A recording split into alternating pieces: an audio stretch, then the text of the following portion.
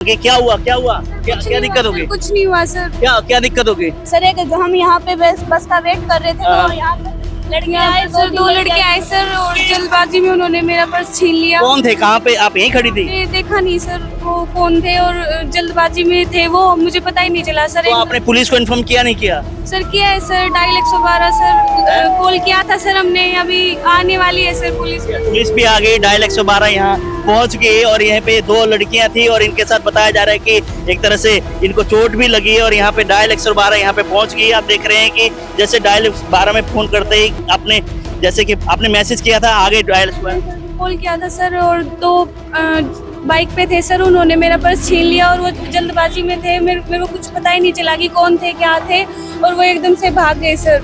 और मैंने तभी जैसे कि आपके पास कितनी देर पहले मैसेज आया? 2 मिनट पहले। 2 मिनट पहले। तो इतनी देर हो गई आपने कॉल की? हाँ जी सर, 2 से 5 मिनट हुई है सर बस।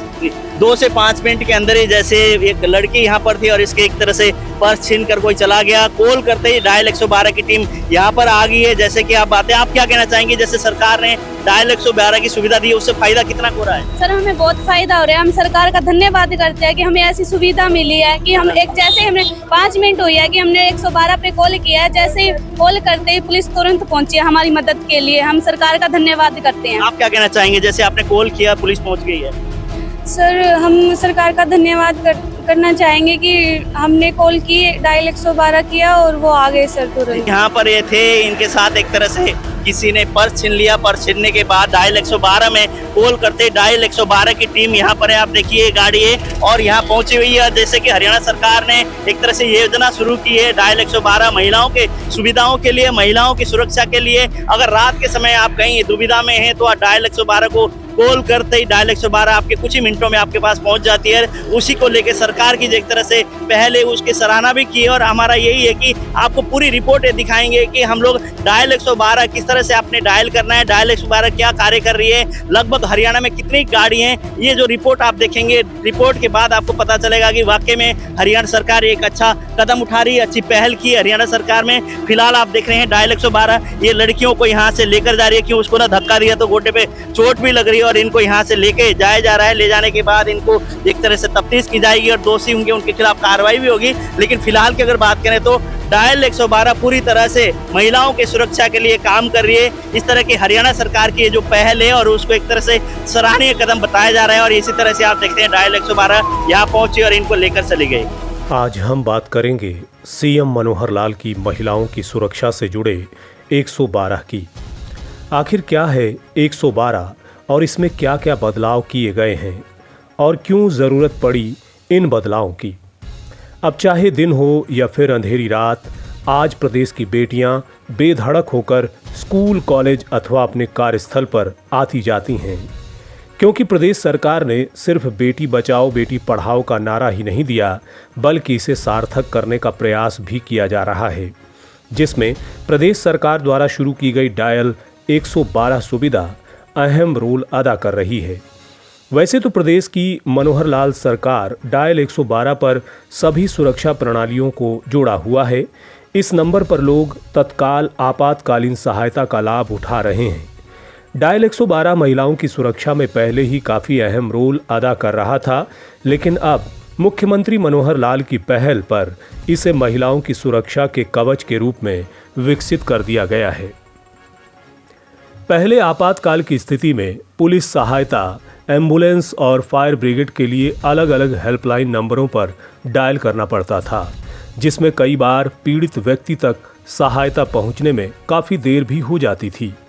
इस समस्या को जड़ से ख़त्म करने के लिए मुख्यमंत्री मनोहर लाल द्वारा प्रदेश में जुलाई 2021 डायल 112 की शुरुआत की गई थी।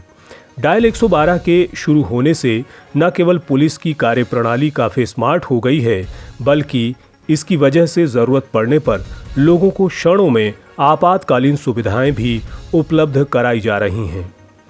डायल 112 के संचालन के लिए पर्याप्त स्टाफ के साथ साथ प्रदेश में 630 अत्याधुनिक वाहन तैनात किए गए हैं। इन वाहनों में ऐसे उपकरण लगाए गए हैं जिनकी आपातकाल की स्थिति में ज़रूरत पड़ती है। डायल 112 से जुड़े सभी वाहन वायरलेस और जीपीएस से लैस हैं। किसी तरह की आपातकालीन सूचना प्राप्त होने के बाद या वाहन मौके पर औसतन 8 मिनट में पहुंच जाते हैं।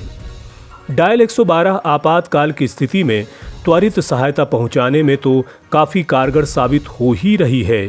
साथ ही इस सुविधा के शुरू होने से महिलाएं भी खुद को पहले के मुकाबले ज़्यादा सुरक्षित महसूस करने लगी हैं, क्योंकि आज महिलाओं को पता है कि किसी भी तरह की अप्रिय घटना होने पर डायल 112 पर फ़ोन करते हुए पुलिस चंद मिनटों में पहुंच जाएगी, जिसके कारण अब प्रदेश में मन चले और असामाजिक तत्व महिलाओं के साथ किसी भी तरह की वारदात को अंजाम देने से पहले कम से कम 100 बार ज़रूर सोचते हैं।